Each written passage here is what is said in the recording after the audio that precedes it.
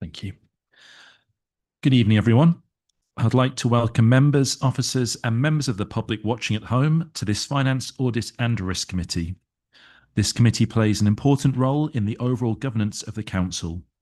Good governance has many benefits, including helping the Council to make effective decisions, improve performance, and be able to respond to risks and opportunities.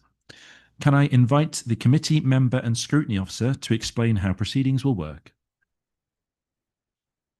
Good evening. Can I check the following officers who are attending remotely can hear us and we can hear them? Henry Lau. Yeah, we can hear you. Lovely. Salma Eunice. Yes, I can hear you. Lovely. If a member wishes to speak, they should use the speak button located on their microphone unit. Please wait for the chair's invitation before you begin to speak.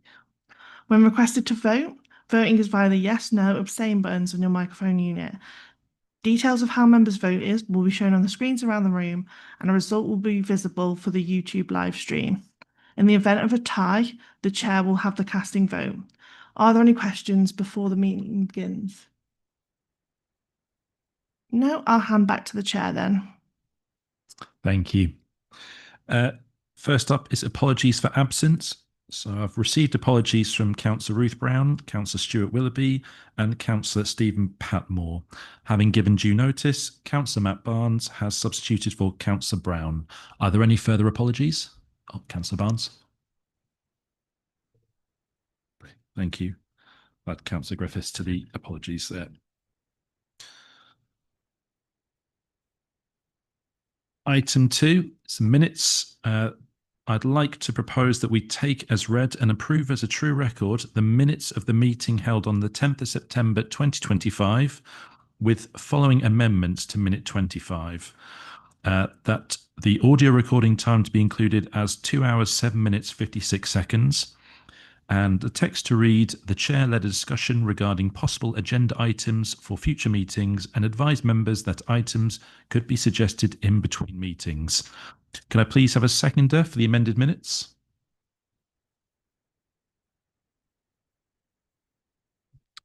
Councillor Singham, thank you very much. Are there any further comments on the meeting, on the minutes? John Cannon.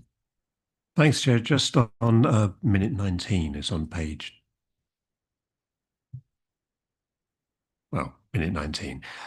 There's a note about the SAFs using its LinkedIn profile to promote cases won and provide news updates. I remember a debate about how to publicize success stories on anti-fraud work, and I wondered, did we not arrive at an action to look at how to do that and maybe consider publicizing it in the North Herts newsletter?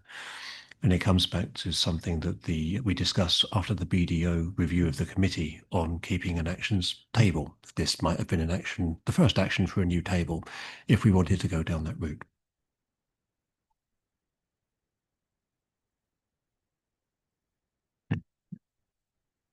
Thank you, John. Yes, it was discussed at the time, wasn't it, in terms of I think it was around the follow-ups in terms of how we kind of track I'm not sure if we quite formalise it as an action, but yeah, in terms of the effectiveness going forward of the items discussed and how we could then, like as they said, sort of have some sort of measurement against them.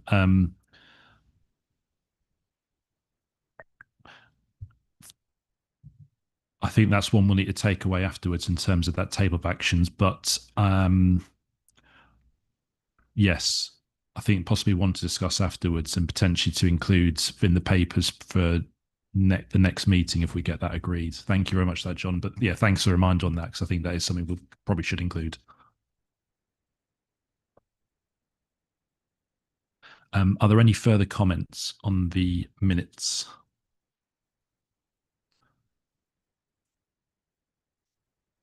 If not, we've had the second for the amended minutes. So could we please move to the vote?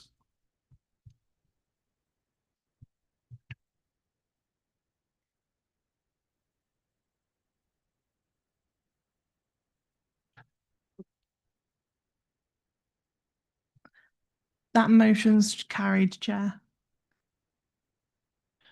Thank you very much. Item 3, notification of other business. No other business has been notified. Item 4 is Chair's announcements. In accordance with Council policy, this meeting is being recorded. The recording will be available both on the Council's YouTube channel as well as on the Council's ModGov site alongside the documents from this meeting. Members are reminded to make declarations of interest before an item. The detailed reminder about this and speaking rights is set out under Chair's announcements on the agenda.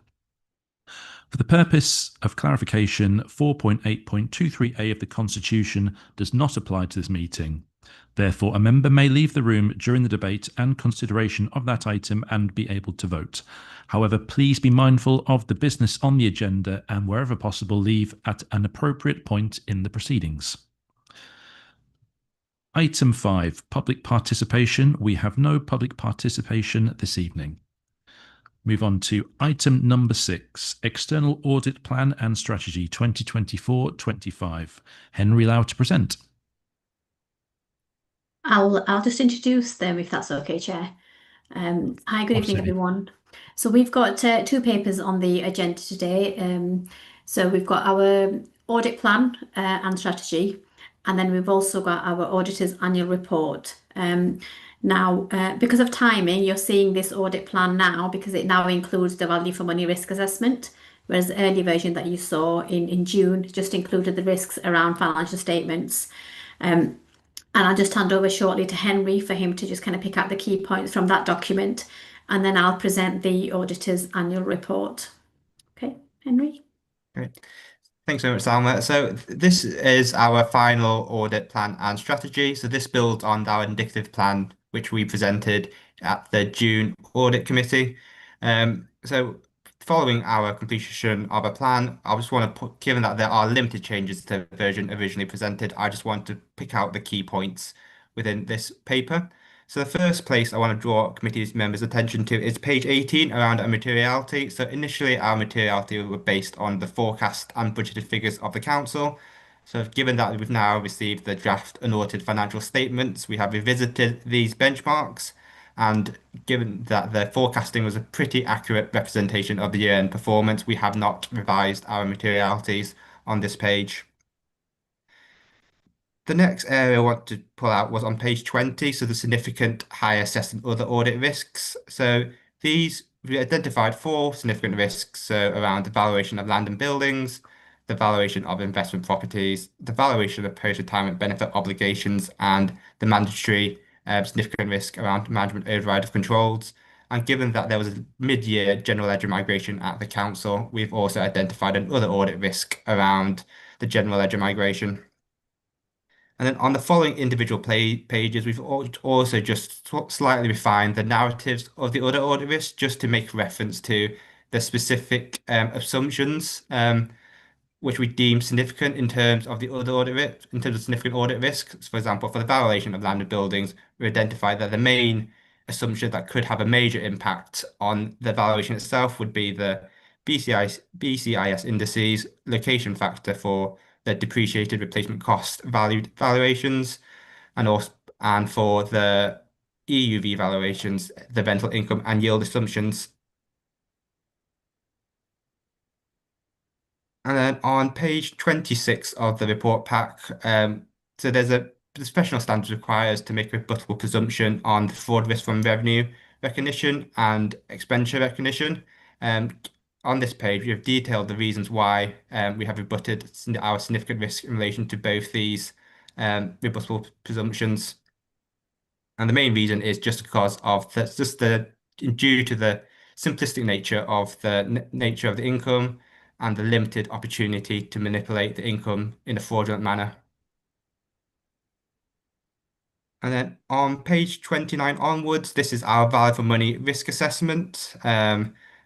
So majority of this will be covered within our next paper, so the audit annual reports. I won't steal Salma's thunder and I'll quickly skip past this section, but I do want to point out the performance improvement observation on page 43.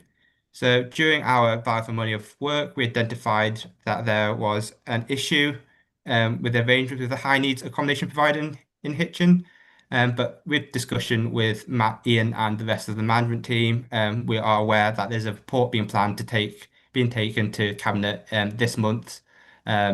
So we'll be awaiting that report. So at the moment, I think that report will alleviate this finding.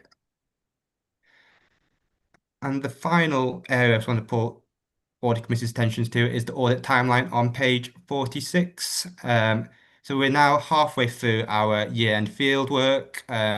So we have made good progress this year. So we've managed to complete our planning and risk assessment work, and we are undergoing our substantive year-end testing. So far we're still in the midst of it, but we are confident that we should be able to meet the backstop deadline of the end of February. Appreciate that was a whistle-stop tour of the plan, given that has been presented previously, but happy to take any questions from any committee members. Thank you. Thank you very much. Are there any questions from the committee? Councillor Ward. Thank you, Chair. Thanks for the report. Just to follow up on the point you made on page 43 about that observation, I understand the management response that you just communicated. Is that something then in terms of the process for next year that you would follow up in terms of retesting or trying to understand if that mitigation has now had an effect? Yes, that's correct. So on these observations, we will follow up as part of our next year's report. So within our audit plan and strategy, we'll follow up with management just to see if the arrangements have been put in place and whether those arrangements are effective and appropriate. Thank you.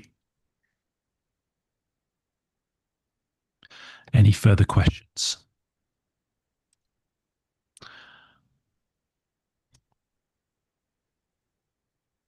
If not, then the recommendation is that the committee note the external audit plan and strategy 24-25.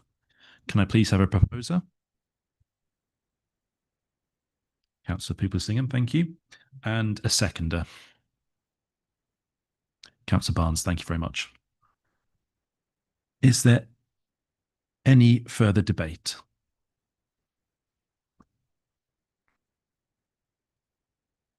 If not, then could we please move to the vote?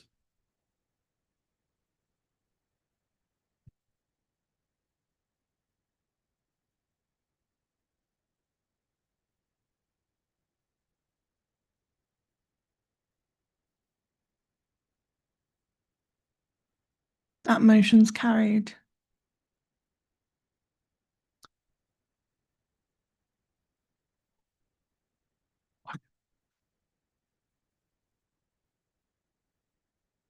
Yes, absolutely, yeah.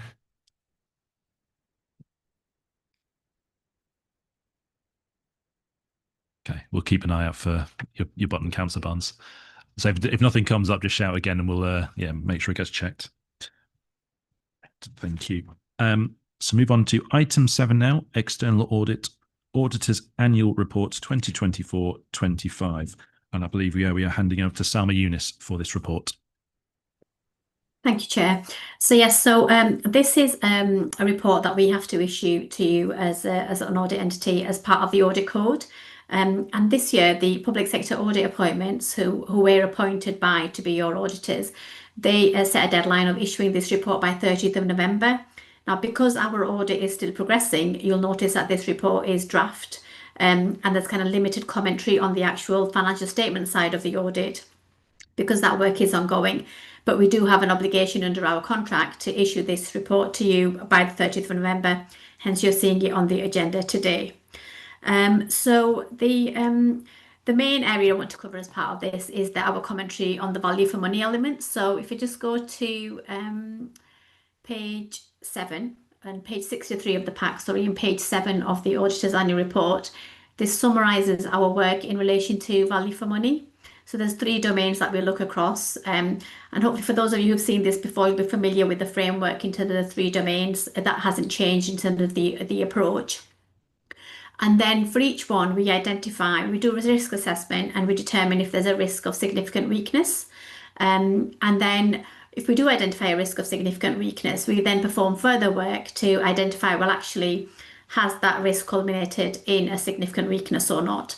So as you can see on this table on page 63 of the report of the pack, we identified two risks of significant weakness, potential risks, one around governance in the governance domain and one around the improving economy, efficiency and effectiveness domain. So I'll just kind of cover those and then I'm happy to take any questions on the rest of the report. So we just move to page 14 of our report, which is page 70 of the pack. So the first significant risk that we identified was around compliance with the statutory financial reporting deadline. So hopefully this isn't a surprise for the members of the FARC here. This is obviously in relation to the organisation having a deadline of issuing the draft accounts by the end of June, and those were issued this year mid-July. So obviously it's a statutory kind of responsibility of the entity, so we've got to then report it to say that that wasn't met. But as you can see in under the commentary in our findings, it does reflect there, well, actually it's earlier than when the entity produced their accounts last year. So there is an improvement. You know, you can see a trajectory of where the council and the finance team are working towards getting those accounts prepared by the draft submission deadline. And there was obviously the added slight complexity of having a new ledger system as well during the year, and that can obviously lead to additional work for the finance team as well. So although we identified a risk at the planning stage, when we've performed additional work, we're satisfied that it actually doesn't mean that there's a significant weakness in the council's arrangements for that timely preparation of the accounts. And we can see that, you know, the finance team are making efforts and taking steps in the right direction to work towards the reporting timetables going forward as well. The second risk of weakness is on page 17 of our report, which is page 73 of the pack. And this is just around appropriate staffing levels. So you might recognise this from our report last year as well. And it just kind of reflects the relatively, you know, small senior management team that the council has, and just some of the issues that it experiences around, you know, staffing across other areas as well. And once we've followed that up, you know, we've had discussions with members of management, we've reviewed documentation. We can see that, you know, appropriate mitigating action is being taken, for example, you know, through use of agency staffing, through implementing apprenticeship schemes. So there's a succession plan in place. And from that, you can see that actually management are very much aware of those potential implications of those staffing gaps and, you know, maintaining appropriate level of staffing as well, and particularly around segregation of duties, for example, around core financial systems as well. And again, based on that, we've determined that there isn't a significant weakness in the arrangements around that. We feel that management are taking appropriate action, and it's just one to keep an eye on as part of next year's value for money work as well. So that was all I was going to present, because the rest of it is just around the three domains and then kind of standard commentary in terms of the arrangements around there. But these 2 points I wanted just to highlight because they were exceptions in terms of what we identified. So happy to take any comments or questions. Thank you very much. Questions, Council Ward. Thank you for that. On the first, try and get my terminology right, risk of weakness as opposed to actual weakness on the statutory financial reporting deadlines. I was just trying to understand, either from yourselves or from Director of Resources, what's the implications of missing that deadline in the real world? Does it, other than I understand you're thankfully flagging this up on here, does it have any implication, financial, punitive sanctions from government, etc.?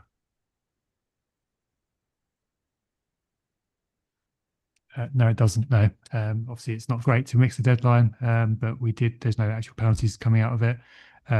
We did talk to KPMG at the time to make sure we tell them what, obviously the plans of the audit work from the 1st July. It would be a big issue if we weren't producing the accounts in time. But we did speak to them at the time and say, we probably will miss the deadline, but the audit work wasn't planned too much later anyway. So no, there were no direct implications of it, but we will strive to meet the actual deadline next year. We're getting closer to it, and we'll meet it next year. Thank you. Councillor Barnes. Thank you, and thanks for the report and the summary. Just wanted 2 questions on the summary table on page 7 or 63. The governance 2023-24 findings, you said no significant risks were identified, but there were, I understand the same problem occurred last year and was worse. Why is it that it wasn't reported then, but it is being reported now? That's the first question. And then the second one is just on the direction of travel. The arrow is kind of pointing downwards. Does that mean that the risk, from what you've described, it sounds like the risk is reducing? Is that what that indicates? Or is it that, because I would read that as that the problem's getting worse rather than that it's improving? Yes, so would I actually when you look at that arrow. Yes, yeah. So I think so that might have just been an oversight in terms of that significant risk. You're right, we did raise this issue last year as well around the accounts production, but it may not have maybe materialized into a significant risk weakness at the end.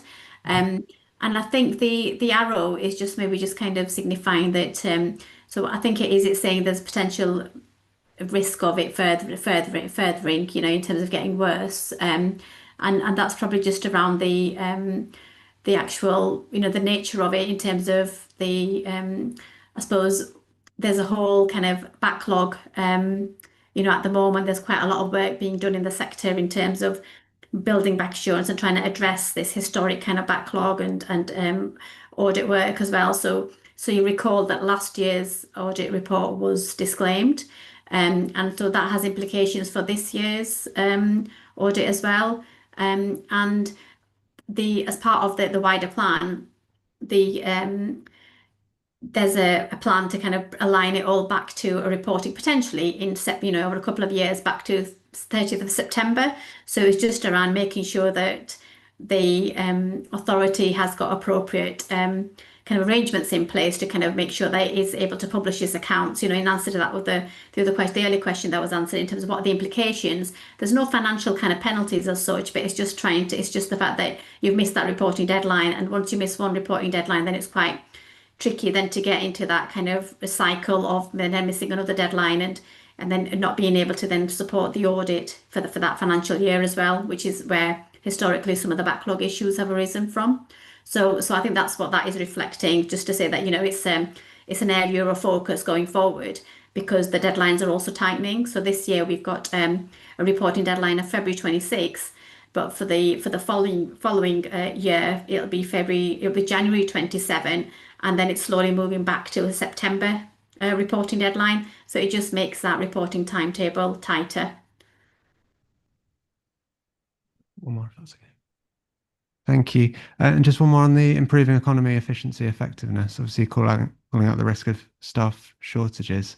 Are there any recommendations for what the council should do about that, or is that not in the remit of this report? No, so when we're looking at it, we look at what so this is a potential issue in terms of maintaining appropriate staffing levels, and then we see, well, okay, what are the arrangements in place? Are management taking appropriate action? Are they aware of the issue? And from the inquiries that we've made across management and different areas, we've understood that management are very much aware of the implications of that, and they are taking appropriate action. So, I suppose we wouldn't make a recommendation in terms of you need to start recruiting. So, in a certain manner, we can see that the authority is taking appropriate action in those areas. And that's why, when we've reported that risk initially, we've now kind of concluded that we're satisfied that the arrangements that the authority has got in place are adequate. But obviously, those are the internal arrangements. You can't manage those external factors in terms of availability and attractiveness of those roles as well. Thank you. Any further questions? If not, the recommendation is that the committee note the external auditor's annual report 24/25. Can I please have a proposer? Councillor Barnes, I think you were first there. And the seconder, please.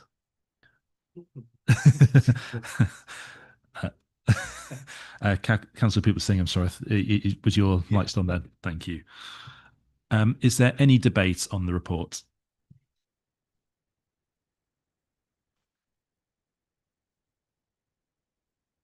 In which case, could we please move to the vote?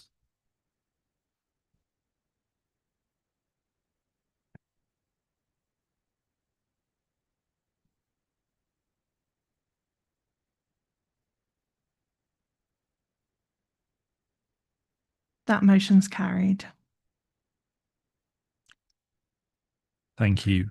Thank you to Salma and Henry for the presentations. We will now move on to item 8, SAF's Progress Report 2025-26. Hand over to Darren to present. Thank you, Chair. So good evening, everybody. I'm presenting the SAF's report this evening on behalf of Nick Jennings, our Head of Service, who sends his apologies for absence. For those that don't know me, I'm Darren Bowler, the Counter Fraud Manager at the Shared Anti-Fraud Service. So, Chair and members, whilst this report does not cover the full period of cover the full period of April to September, we did provide a progress report in September to the committee covering the periods ending July. So you might be pleased to hear that my summary is intentionally brief and confined to the relevant updates, and of course I will then be happy to take any questions. Our prevention model has circulated 3 fraud alerts related to identity documents and email spoofing, which are very prevalent at the current time, and a total of 15 fraud threat reports to all partners. Training sessions have been set and circulated, and an update to the report in your bundle in front of you. I can confirm that 3 sessions will be delivered now in Q3 to housing, revs and bends, and also an all staff briefing on the 11th of November, open to all officers across the authority. A total of 54 referrers have now been received, which is up from the report in September. Referrals were received from 14 officers as well, which is a tremendous increase on the figure from the last report.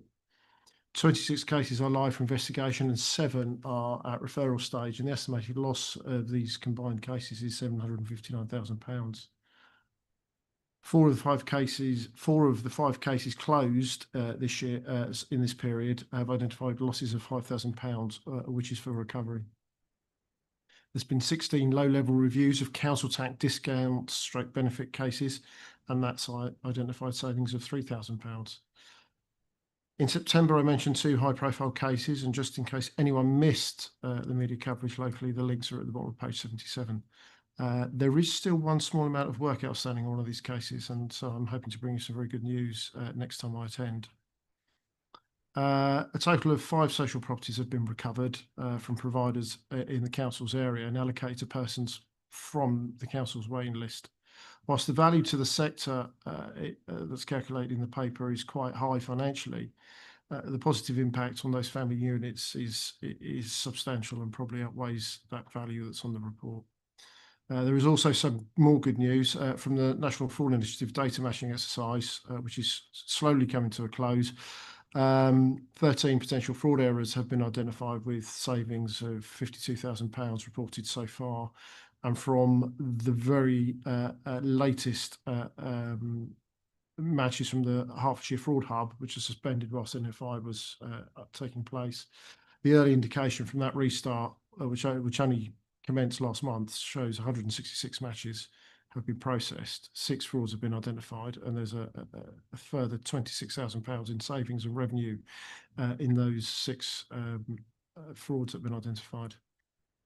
The last table on the report lists progress on our KPIs, which are currently met, on target, or part met. Chair, I'm very happy to take any questions members may have. Thank you very much. Are there any questions from the committee? Councillor Barnes. Thank you, Chair. I was just going to ask about the Economic Crime and Corporate Transparency Act 2023. You mentioned that there's leadership training going on. Would you be able to summarise briefly what requirements that places on the leadership team? What the requirement? The requirement of the new legislation, yeah. The requirement, it's quite literally what it says on the tin. Okay. Failure to prevent. We had some discussion about it at the last meeting, but the very short update is there are two sections within it. One of them is particularly relevant to the council, and it really deals with if we're engaging externally in a corporate world, and we may become susceptible to fraud, and we don't have the proper safeguards in place to prevent it. And that fraud could equally be practiced on us or by practiced by our employees on someone they're engaging with. So it's quite a high-level briefing. There's a paper. There is going to be a gap analysis provided as well. So for all our partners, we can understand what the provision is, where we might identify gaps and weaknesses. All partners are different in the SAFS partnership. Some have many private companies, some have very few. That's equally important for private companies owned by the council because they're captured. So those conversations will be had at that level, and then once we've happy that we've got a gap analysis all sorted out, then that will cascade down to where it needs to be. Thanks. Councillor Publisingham. Thanks, Chair. Yeah, it's just on that same point as well. The briefing paper, is that something you can circulate to us as well? I think it can be. I think, Ian, has it reached you already? It has been circulated, I know. And I just wondered whether... Has that been circulated to us? It's going to the leadership team over next week or the week after. Yeah, it's so very soon we'll be discussing it, and I'm sure once we've discussed it, we've got some action plan coming out of it. We'll present something back to the committee, either when SAFS next comes to see us or maybe before. We'll sort of work out timing for that. But yeah, certainly we'll be transparent about what coming out of that and making sure that we share the action plan and the gap analysis coming out of that. But not the briefing paper itself? Sorry. Well, yes, we can clear that. Yeah, we'll share the briefing paper or the content of it plus anything that comes out of it in terms of fine. That's there's no secret in the briefing paper. No, thank you. Councillor Ward. Thank you. Thanks for the report. Just I guess a question and a request going forwards. The questions on the reactive work. I think you mentioned there's the 26 current cases and 759k of estimated losses. Is that higher than normal? It seems quite a high figure from what I remember. It's higher than the last one. I've not looked at them individually yet. A lot of them are notional. So where we have a tangible value, where it's a council tax fraud, and someone can tell us that someone's had a reduction in their council tax for X period of time of X amount of money, that's quite straightforward to calculate. And that's why those ones are quite low and are reasonable in the circumstances within the report when we're talking about those. We do rely on estimates within the National Fraud Initiative to identify those cases. And the reason why we put a financial estimate on it and not leave it blank when we don't know is because it helps us manage risk. So if we're seeing big numbers, and I do agree with you, they're quite high, then that's where the work will need to be directed in those areas. So it is an estimate. Very often it's a considerably lot less, but we stick with the essence that we've got because they're a national model from the Fraud Initiative. So just for an example, a blue badge on the National Fraud Initiative model is £575, the average loss on a blue badge to a local authority. In real terms, that could, for an authority, that could be three misuses in a parking space, and you've lost some revenue. It doesn't capture when they've used it in a private car park or anything like that. So the estimates are very much what they say, estimates. So I anticipate that will come down quite substantially. And at the moment, I'm not overly worried about it. It is up on the last report, but we've got a lot more cases in there. So let's have a look at those, and I'll come back to you. Yeah, no, thank you. Well, I'm glad you're not. I mean, concerned as in it's just BAU into it happens to be a higher number, but it's BAU. Yeah. The part B I had though was the request of maybe it'd be a lot clearer for members of the committee if we could have some in the reports going forward a bit of time series data just to see those trends, so we could a lot easier pick out things that are increasing, decreasing like that. That'd be really helpful. It's always in the annual report. Okay. Yeah, to see we compare it to last year. What's happened in this year. It's very difficult to see where trends are within three reports within 12 months because there's a lot of gap in between. and that fluctuation will be like that. But I do take your point, and I'll or some suitable way to do that would be helpful. Okay. Thank you. Councillor Barnes. Thank you. I'm just trying to ask a couple of questions about the KPIs. I'm fairly new to the committee, so I appreciate you've reported on these before, so just bear that in mind. The provide an investigation service. I understand from the orange colour that is that behind where it's supposed to be, and if so, what are the reasons for that, and what's being done about it? That's the first question, and I have another one, but if you could. Okay. So it is slightly below the curve. The number of days that we like to ensure that the authority has is not as many as we would like. This is some of an issue to do with the partnership. Some partners will experience throughout the year and off and on, maybe 1 year and not for 2 years, and then the third year they'll need a higher input because of some issues that they've got. So we flex across as far as we can to support councils, and this council was in a position a couple of 3 years ago where we over delivered on days because of a number of issues that needs to be dealt with. It's not quite squeezing a balloon, but it's where the pressures come within the partnership. Sure. And there is no and the way that the days are worked out, there's no additional charge if you go over in days. It's understood that sometimes other partners will need some more help, and on those occasions, the resource goes that way. The measure of days is an indication of service delivery. That they're non-chargeable days. It's that there's a flat fee. Okay. We say we will deliver as it gives you an indication of how much work we're doing, but there is a shortfall here that has been identified, and so there are moves to put more resource here. It may be also that earlier in the year, as you saw in the report that I've just given, the number of frauds that we're now investigating has gone up. So I anticipate just by a raise of referrals to us and more work that's going to be needed, that there will be a pickup in number of hours, which translates into days work being delivered across the authority. Okay, amazing. So it's kind of demand led, and there's some fluctuations in it, and it really depends. It is, and if it's persistently below the agreed level, then that's something to look at. Sometimes there just isn't a pattern to it as to where the work will be in some partners at different times of the year, and in different years and following years, not so much. Yeah. Okay. And also there's a carryover as well. So if we've had a lot of work from last year and it's been carried over into the next year, then we're still turning that work over as well. Yeah.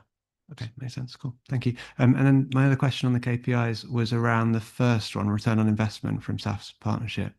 I don't quite understand how the objective links up to the things that are being measured. So the objective is to check that we're receiving a financial return on investment, but the things that are being measured are the number of meetings. How do those two things connect together? Because it's not obvious to me. So the return on investment is and those meetings are symbiotic. So we will come under pressure if we're not delivering, and be asked to direct resources to areas where more resources needed to deal with issues. Okay. So whilst yes, it effectively counts meetings, it's the nature of the conversation between Ian, Nick, head of service, and myself at those meetings as to where the focus should be. Okay.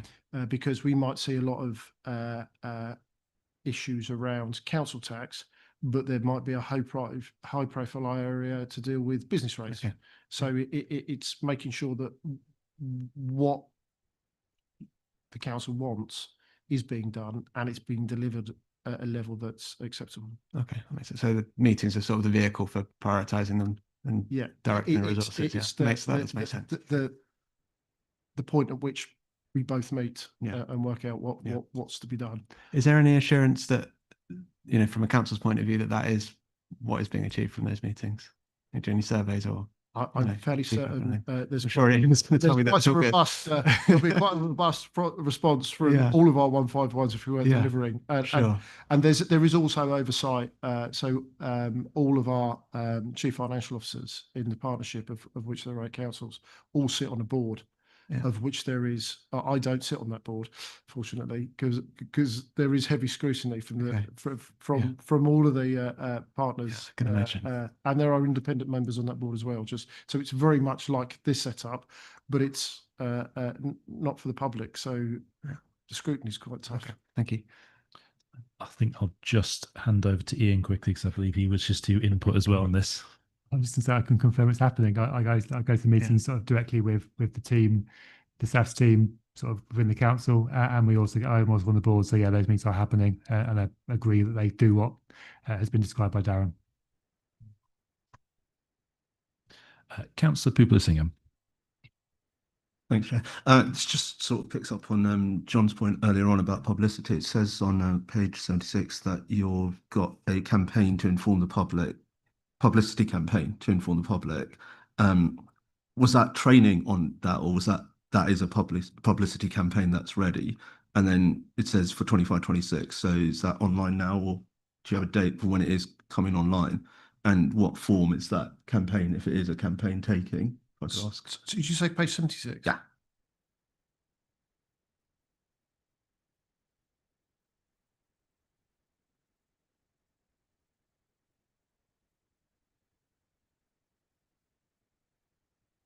Sorry, Councillor, what paragraph? 7, the training plan to build on staff awareness and fraud reporting, along with publicity campaigns to inform the public. Okay, so very shortly, next week, in fact, it's the International Fraud Awareness Week. So there is already in place across lots of different media a campaign to raise awareness, and from us. And there's been liaison with the press teams at all the partners as well. Our message is linked to the International Fraud Awareness Week in relation to areas where we see problems. So there will be tenancy fraud, housing application fraud, messages about council tax, and that will then be pushed out through our own. So I'm going to get back into the conversation where we were at the last meeting about social media channels. So, but we so that is the week that we set aside to liaise and actually get traction in our partners media and comms teams. So that goes out. So next week starts on the 21st of November, I believe it is. So if you are on any of these social media platforms, and SAFS is on LinkedIn, so if you are on LinkedIn, please feel free to come and follow us. You'll see lots of those messages going out as well. I'll have a look for the stuff next week on social media. Thanks. Any further questions from the committee? Councillor Ward. Yeah, just to follow up on that, if you've got specific content collateral for Facebook and whatever social media, if you can get it to us, or I don't know if it needs to go through the comms team and the comms. It's all with the comms team already. They're all set up. So yeah, because if they share it with us, we can put it out onto local groups and things. I would like to hope the comms team will be pushing things your way as well to share with the public as well. Okay, thank you.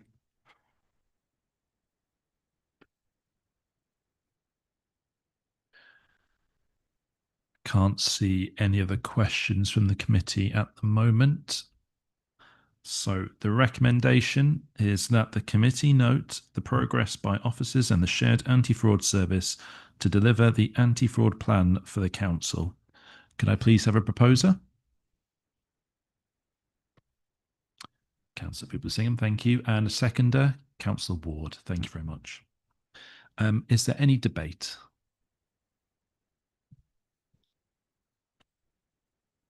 Councillor Pupler-Singham.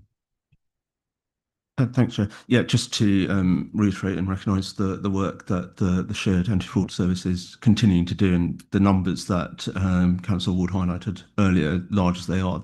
Again, grateful that the service is there, that they're picking up on this or preventing, hopefully, those numbers being even higher potentially. The other bit was just to follow up earlier from John's point. Should we put that as an action point on the comms bit and formalise it potentially? However we want to do that.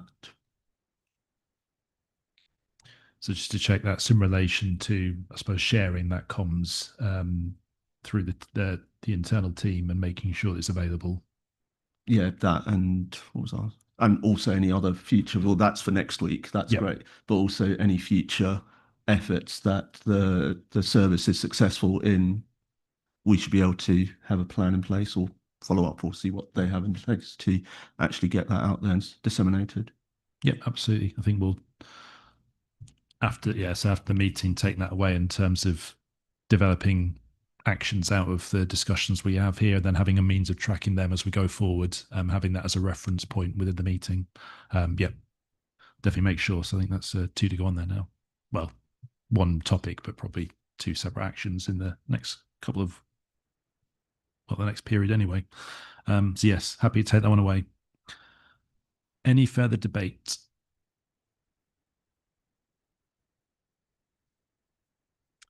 If not, can we please proceed to the vote?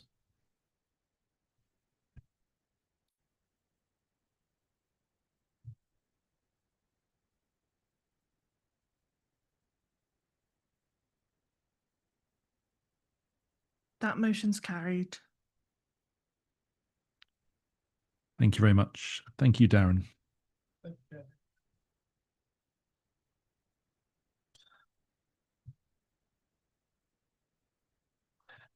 We will now move on to item number 9, the procurement strategy 2025 to 28.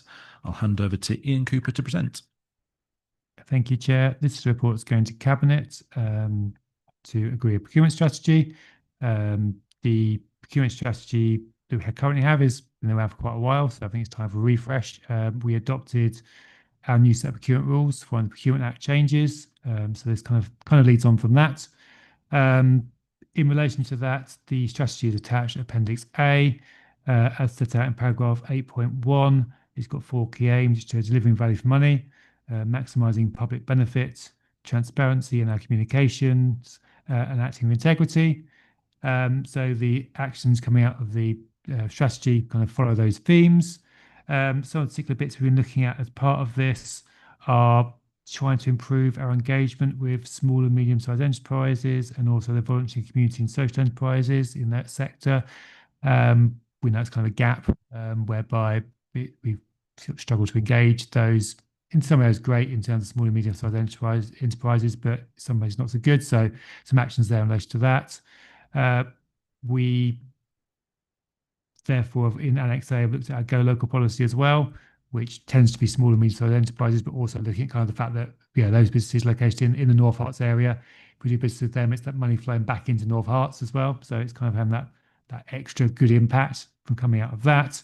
And another is we always can do more on social value. So we use the social value reports for large procurements, but we can always do more on that, and therefore do more work in that area, particularly those lower level procurements, to try and think about social value from those too. So some of the sort of key areas of kind of focus that come out of the strategy.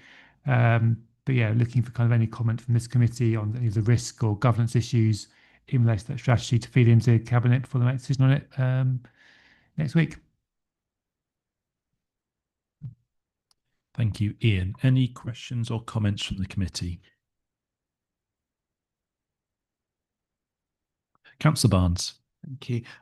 Just on the Go Local policy, I think it's a great initiative. The 2 points, 1 point, what does that mean in terms of the overall scale of the procurement process?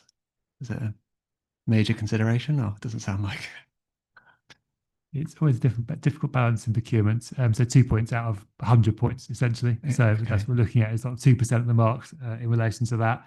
Okay.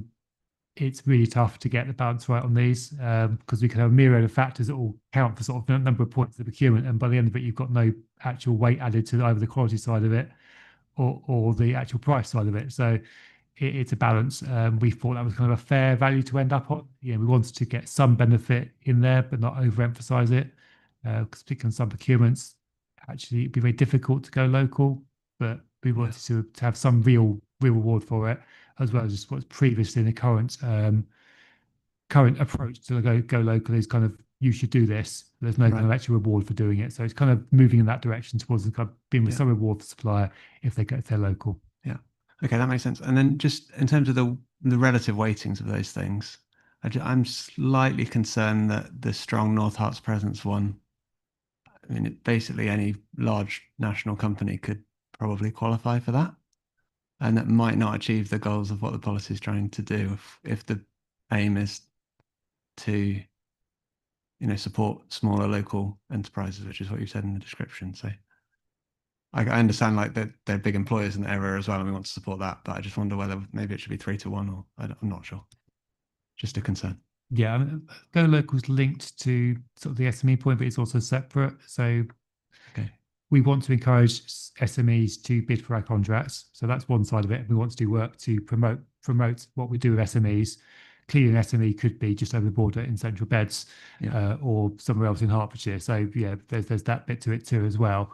But yeah, it is definitely that bit around the physical presence in North Hearts, and therefore employing people in North Hearts. So you're getting some of that flow of money back into the local economy on the Go Local side. But recognising that, if we can get an actual business that purely is based in North Hearts, that's better than the kind of ones for presence here. But we want to put some reward in there for kind of just being located here. John Cannon.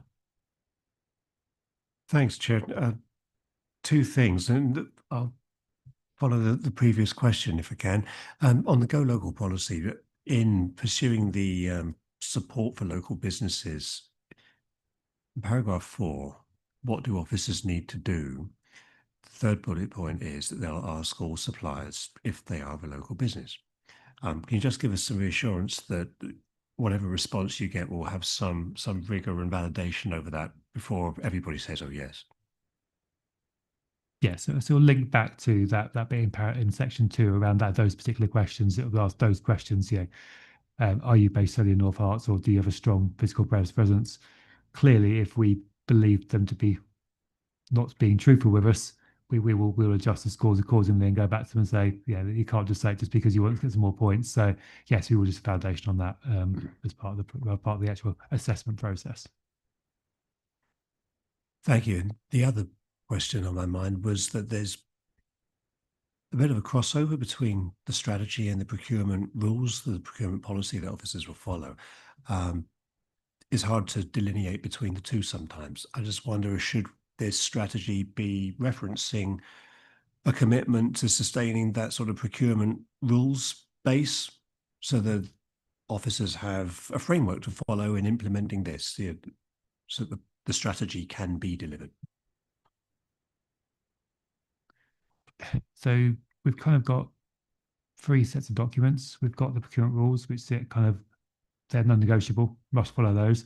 We've got the procurement strategy, which sort of sits sort of up there alongside it. Some of that's a bit kind of softer in terms of, we should aim to do this. This is what we aspire to. Underneath both of them, we have our kind of internal procurement guides, and they take both of those and put them into a kind of a checklist, a lot more detail than you want to see. It's got loads of detail in it, but officers go through that, and it brings the best of both of those documents into one and says, this is what you do as you go through procurement. This is what you need to be thinking about. It's what you need to do, and kind of reflects all of that in one place. So should the strategy just reference that? Part of the strategy is to maintain an implementation framework with due rigor. It's referencing those tools rather than trying to compete with them. That's the point. Yeah, that's a fair point. Yeah, we could look at putting something in to add those words. That was a recommendation this week, and look at how we can draft that when we take it to the cabinet. Thank you.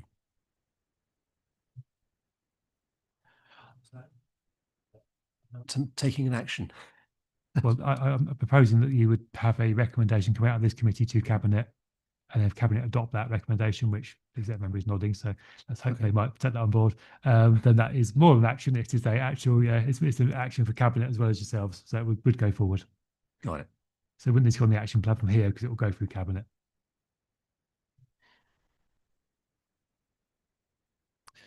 Any further questions from the committee? Oh, John Cannon. Last one, just on paragraph 6, measuring success. The key performance indicators sets out a number of metrics. The metrics will be what they are. is there like a tolerance or an ambition target that you're looking for with these? Or is it that you'll gather information on the percentage spent with local suppliers and it will be what it is and it will inform future decisions rather than chasing 50%, 75%, whatever? So as sort of this is sort of some of these are fairly new, it's a case of let's measure them, let's see the direction of travel on them, and then see kind of where we can sort of focus our targets if we kind of think they're going in the wrong direction or they're not going as fast as we want them to. So they're kind of useful things to consider, and then we kind of bring them together and think, well, actually, what does that mean for some of the more specific actions coming out of the strategy as we sort of develop and go through time. Thank you. Council Ward. Thank you. Just quick question on page 86 is talking about the maximising public benefit, and a couple of data points there referenced for annual reporting. Where would the annual reporting go? Is that something that would be coming here, or would it be going to a different committee or cabinet or full council? Or so currently we don't report regularly on procurement outcomes. They go to contract procurement groups and officer group, but they don't go anywhere beyond that. Certainly, it is something we could look at developing is kind of reports on, I guess, an annual basis, as this implies, that would go then somewhere. If the cabinet wanted to see that report, we could kind of look at that as an approach. We'd have to look at what they look like, because obviously just two measures there is not make much of a report, it'd be a bit boring. But yeah, we can certainly look at how we could develop a report that either goes to cabinet or at least goes to members through MIS, an example, as a way of kind of reporting what's going on in procurement. So we can certainly look at what we could do with that to kind of inform members what we're doing. Maybe MIS might be a better route in the short term. And if it gets kind of a bit more substantial, then we could look at that formally going through to cabinet. okay, thank you. But here we presumably be interested in compliance to the policy, to the point around the separation of sort of strategy and controls, as it were. So is that?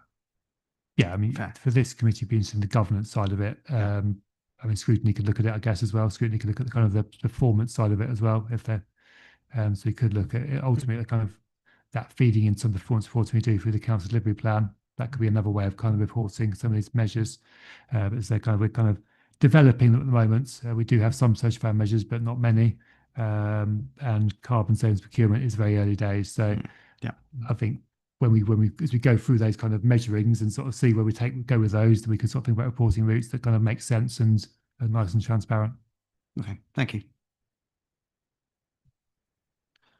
I suppose connected to that point in terms of reporting back for measures such as the go local policy and how it is potentially affecting procurement. Is there any metrics there that could be fed back in terms of the number of contracts where points are awarded, the numbers of contracts where, say, the allocation of points actually makes a difference in terms of the final destination of a contract, potentially without delving into any confidential information relating to the contractual terms, but just an idea of whether or not the policy has an impact or whether it's simply, it just exists and sort of feeds in. Yeah, and we've certainly got the measure there and number 6 about percentage spend on local suppliers. So we could certainly look at the trajectory on that over time. But yeah, certainly we could then look at, I guess, the kind of the actual impact in terms of procurement, in terms of what you described in terms of the actual numbers of score points rewarded, either 1 point or 2 points or no points on that measure. Could see how that's feeding into it as well. So yeah, we could kind of then dig into that more detail if depending on what the prime measure of actual potential percentage spend was showing. Thank you. Any further questions on the committee?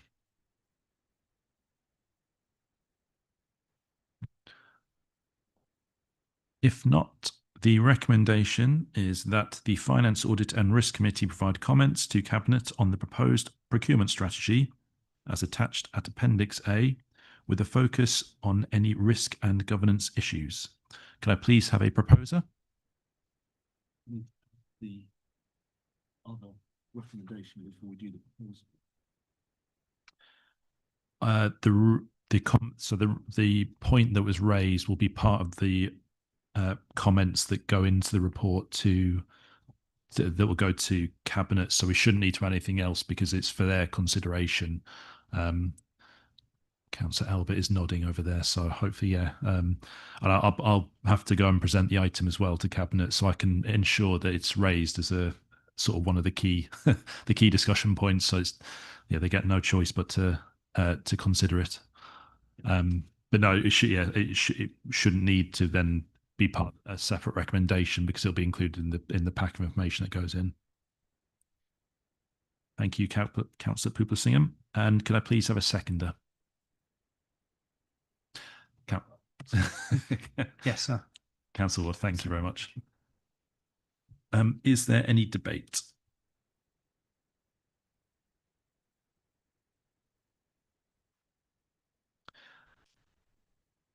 If not, could we please move to the vote?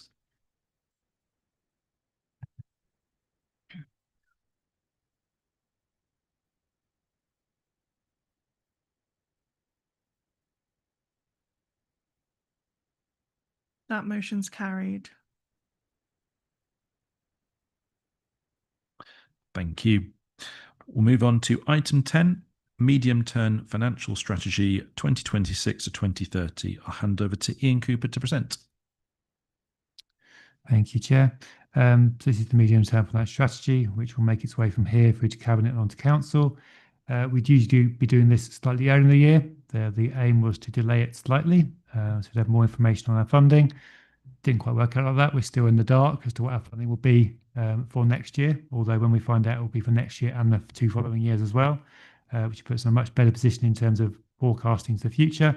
But as we sit here today, we are still kind of guessing a little bit as to where we'll be. So the strategy is attached at Appendix A. It follows the usual formats that we have for the strategy. So it is strongly linked to the council plan, and the idea being that we will use the 2 strategies to make sure money and our priorities are aligned. But it then goes into kind of working out what our funding is going to be for future years. So it does talk about fair funding too, and the new formula that will be coming from government. And the timelines for that are looking like sometime this month we'll get a policy statement. It is unclear at the moment how much detail that will have in it. But then by Christmas, we will have our funding for next year and the following 2 years, which will give us much more certainty, which is quite crucial because we look at page 98 of the pack. The spread of potential numbers by the time it gets 28, 29 in terms of our funding is quite significant.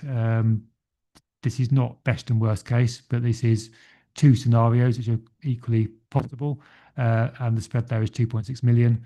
If it's the best and worst case, you can add some extra amounts to that, because you'd be looking at kind of a £3.5 million spread potentially between sort of best and worst case in terms of funding. So given we're setting a budget for next year and looking at the medium term and we're in November, that's quite a lot of uncertainty to be dealing with. But as we'll come on to, we do have reserves, and therefore it gives us some time to react to that in terms of how we kind of address that funding gap that may or may not transpire.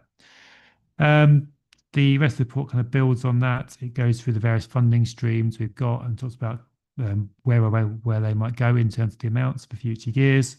It then looks at our forecast spend, it looks at things we know about already in terms of impacts on that, and then goes into where we want to make assumptions in terms of our future modelling. So things like pay inflation, contract inflation, pension costs, all those kind of things that kind of could impact a material level on the amount of spend we've got in future years.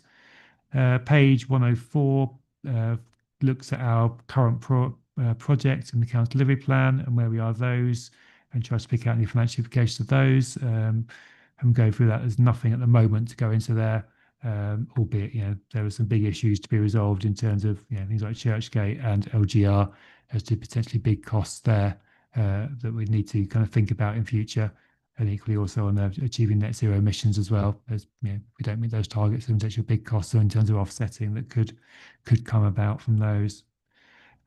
Which then means we get to the table on page 105 of the pack, which gives the spread of where our forecast budget gap could be. I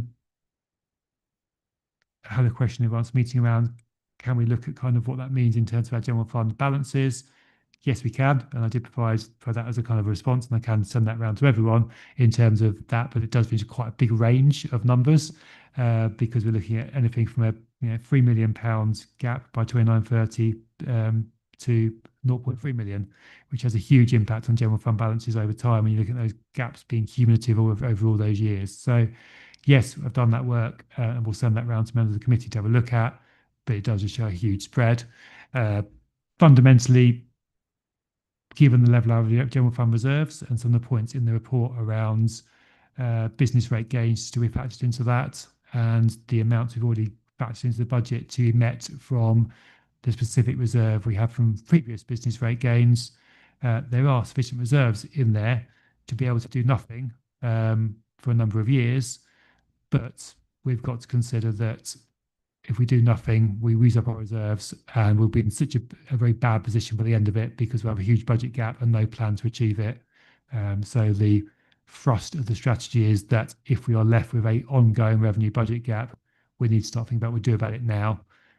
Doesn't mean to deliver it all quickly, but we need to have a plan to deliver it and start to deliver it ourselves, but also be mindful of the fact that some of it may need to be delivered by a successor unitary authority in future, but to ideally give them a helping hand with a plan about how to meet the budget gap, rather than dumping a budget gap on a new unitary authority. So that's kind of the conclusion from the report, and that's what it's trying to kind of seek agreement to. Clearly, as we go through the budget cycle up to the end of February and setting budget for next year, we'll have much more information on a lot of these factors, and then we can start to think about what the specific plans look like in that respect. Thank you, Ian. Any questions from the committee? Councillor Ward. Yeah, thank you, Chair, and thanks to Ian for responding very quickly and providing that analysis. Just as a very quick summary, I'm sure you'll show it around and see the table, but I guess I know it's not best and worst case, but the conclusion was that without any further savings from all the other discussions, then the better case is essentially the reserves drop from 19.6 over the MTFS timetable period, 19.6 to 15.4, which is 21%. But the less good, worst case, is 62% reduction down to 7.5 million, which is obviously pretty significant to the point that Ian just made. So I was going to suggest that obviously circulate, if it could be circulated to members, but also just included in the comments to the cabinet as part of the recommendation here, for their awareness of the impact of that in terms of the whole discussion on savings. I'm not suggesting we tell the cabinet what to do, but I think it's very useful and transparent information. Ian, are you happy to include that in the comments? Yeah, I'm happy to sort of circulate members to members of the committee that full table. Just to clarify, the level of reserves, general fund reserves that Councillor Ward refers to is a proxy amount. It takes the general fund reserve as it currently is. It adds in the assumed gains from business rates, which is referenced in the report under that section. So that amount of money from the release of provisions in relation to business rates and the gain from that. And it also adds in the assumed, what we previously assumed, in terms of the amount of the MHCLG reserve we can use towards our funding gap. So it's not our current general fund reserves, but it's kind of giving an idea about what that could be if we kind of put everything into general fund reserves and use it from there. So that's why it doesn't marry back to the report in terms of the comments there about what our general fund reserve balance currently is, but just to kind of emphasise that point. Thank you. Thank you. Councillor Marnes. Thank you. I just wanted to ask a question about the council tax reduction scheme and the mention of the work by Marie Curie. It says that your current expectation is that this can be covered through the existing discretionary support scheme. What are the risks if it can't be, or what's the likelihood of that changing? So we have some options in relation to it. There is what Marie Curie proposing is that you would offer free council tax to everyone who had a terminal illness, and that's potentially could come at a huge cost. Irrespective of poverty, or irrespective of poverty, Okay, yes. So fine. that's one approach that could be taken, is that you go for that extreme where you would provide that to everyone, and that could even extend to anyone who is in that household. So even if they're not the liable party for council tax, if they're in the household, then you get the free council tax to the whole household. That is one way of looking at it. We are looking at whether, because in our situation we already offer 100% relief for those on the lowest incomes from council tax, whether we can kind of look at a more proportionate response, I guess I'll probably term it, in terms of not offering that, but making sure that we're clear in our discretionary policy that those on the lowest incomes, if they're not, for some reason, not covered by our current policy around the fact pay no council tax if you're on the lowest incomes, we have the discretionary policy then kicks in and goes, actually, can we make it so that's fair? Because if there's a quirk for some reason, that doesn't mean they quite get their eligibility in time or whatever, to make sure we get providing that would clearly be a much lower cost. But if we were looking at the kind of the other end of the spectrum in terms of a more blanket approach to it, or even somewhere between, we'd clearly make sure that went through the right process. If it was going to have a big budget impact, we'd take it to the council as part of the budgetary process to make sure we were reflecting that. So at the moment, we're still investigating it. We've done lots of work looking at the report from Marie Curie. We've written to Marie Curie, not a response yet. We have written to them, sort of asked their views on some of the things we're thinking about. But as I say, there's no decisions yet. And if we are making a decision, it's going to come with a cost. It will come through the budget process to make sure it's kind of fully looked at. Also aware that Ovian Scrutiny wants to look at CTRS. So we can also feed that into the reports that they want to receive in next month. I think those are in January. Okay. So we do for that. We can look at it through that route as well. Make sure we're fully engaged.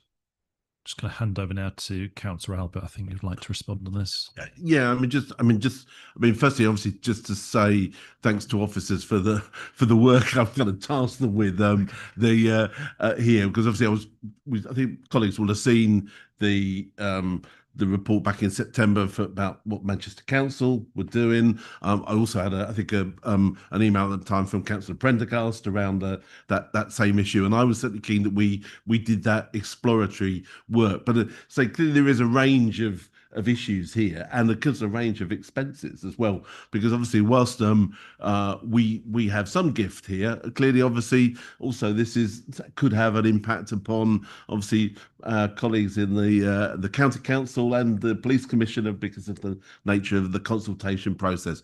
But I think the principle of this is absolutely right, and we want to do what we can for people who are faced in these really difficult circumstances. So trying to sort of get this right, and that's why I think, as Ian indicated, that when we had our sort of last sort of briefing with Ian and the Revs and Bens teams, that to take up the offer that Marie Curie were offering to talk to councils, to get them to explain to them what we currently do and see whether it meets the kind of things that they're looking for, and whether they have any further suggestions and so on. So I think it's a really important piece of work. I think it's something that I'm really committed to us taking forward. But obviously there are those caveats and issues that Ian has really eloquently set out that we just need to consider in the totality. But I think the principle of it is absolutely right. And obviously thanks to say again to officers for all the work they've been doing in trying to take it forward.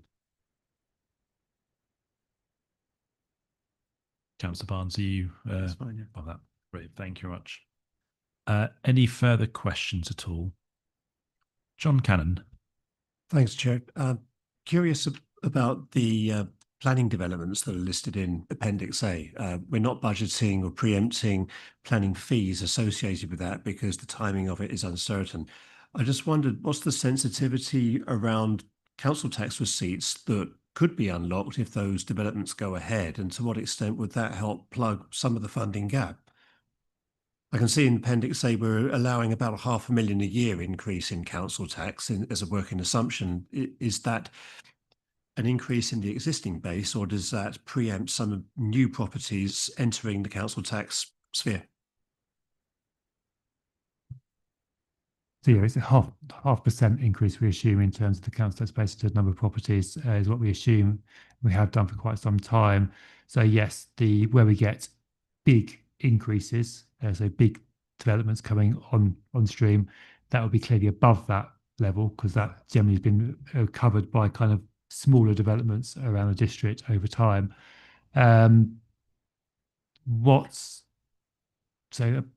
we do get growth, about half the cost, half the income from council tax goes on bin emptying. So the bins and the street cleansing side of the contract with waste tends to cover about half the cost roughly of the additional council tax we get in for a band D property. So changes for the other bands where they're higher band properties. But yeah, a good proportion of that will go on the direct cost of that contract because that's based on number of properties and street lengths and all those kind of things. So that will take out some of it. What we also, rather than just kind of take all the income that's left from that into it, we get big developments. We also need to think about what's the impact on our actual services and our staff. Where you get small developments, small increases, that can be absorbed in the general, the general number of staff we've got in the various teams. So the customer service centre doesn't need any more staff probably for that number for small amounts of increased developments. Number of people doing in the Revs and Bens team collecting the council tax doesn't need any growth in that respect. Equally, it's probably no growth in terms of the amount of green space we need to look after, or the number of parks we need looking after. When we get to these bigger developments, we need to think about, well, actually, what's that impact going to be in terms of all that stuff as well? And is there kind of that step change in those costs that's actually going to have an impact on us as well? That means that some of the income won't actually flow to increase revenue, but actually there'll be a cost on the other side that we need to factor into. So being a bit prudent in terms of saying, actually, at the moment, that's probably a working assumption. We've already some work on it. Clearly, I mentioned at least 5 minutes. LGR will get in the way in terms of that will then fall to successive authority because most of those big developments none of them will happen in time for 2028. They're all looking at timelines beyond that, particularly for when we're looking at occupation of those properties. So it is what he's doing, but will probably fall to a new local authority after us to kind of do the actual detail work on it. But yes, there's lots of things to consider in terms of what that looks like in terms of financial forecasting, which is why we're sticking with the 0.5% as a kind of a prudent. Let's go with that for now. Thank you. Yeah, the new developments as a working assumption will not result in a net positive to the council tax collection. Will not result in a net gain in income. Net gain, yeah. Because we're sort of assuming they'll be offset by additional costs. Right. We are not factoring on the other side of it. Is kind of the working base assumption. Okay. I think there'll be exceptions to that where there will be exceptional gains that we'll be able to bank, but trying to predict when they'll be and how much they'll be at the moment, it would be too crystal ball gazing to think about in this level document. Thank you. Any further questions?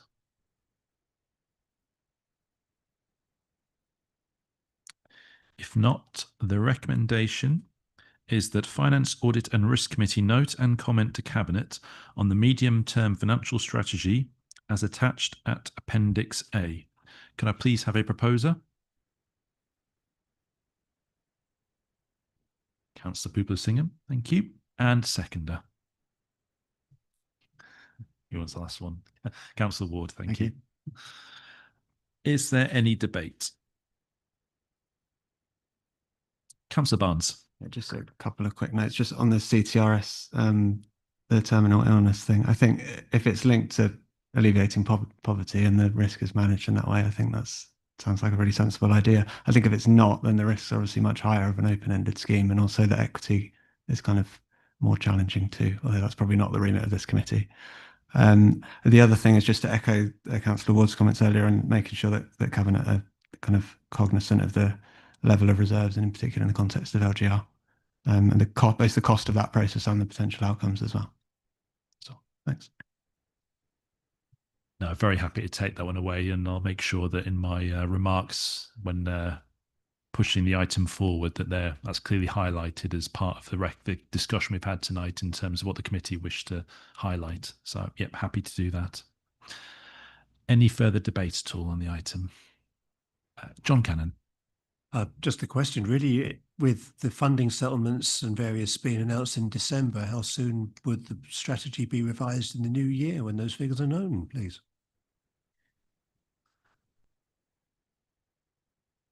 So we don't tend to reset the strategy. What we'll tend to do is we'll tend to do the budget work leading up to the budget decision in the end of February, and we'll do a whole signature forecast as part of that process. So we'll do an update to Cabinet in January. That goes for this committee. That's going to be very tight in terms of if we do get a very late announcement from government at the end of sort of mid-December to get that all prepared, but we will do it. So there'll be an update for this committee to Cabinet in January on what our fund is looking like, and then the actual budget report will go through this committee to Cabinet and then to Council in February. So there'll be two more chances to look at this in the next few months. So you'll be bored a bit by the time we get there. Yeah, hopefully the timing doesn't completely ruin Christmas and everything else for you and your team when that comes in. Any further debate at all from the committee?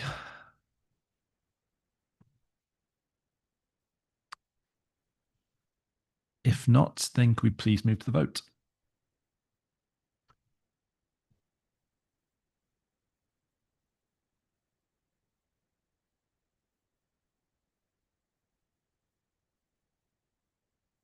That motion's carried.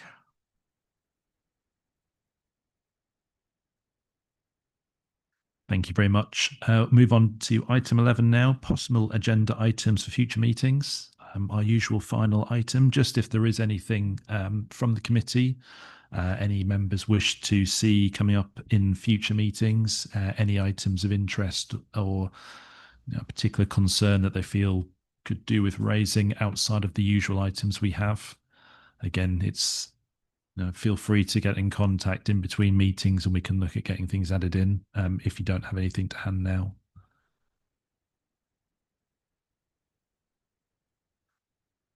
If there isn't anything from anyone, I think just to reassure, I think in terms of the points raised, particularly by John Cannon, I will look to discuss the actions register and getting those captured in time for next time, and potentially having that then as a regular standing item that we can then review as we go through. Yeah, we'll have a discussion, I think, potentially around what format that takes and how it's treated. But yeah, I think even if it is an irregular thing that is used, I think it's still useful to have included and developed upon. So yeah, we'll look to get that instantiated. If there's nothing else from the committee members, then the time is 8:54 and I'll call this meeting to a close. Thank you all very much.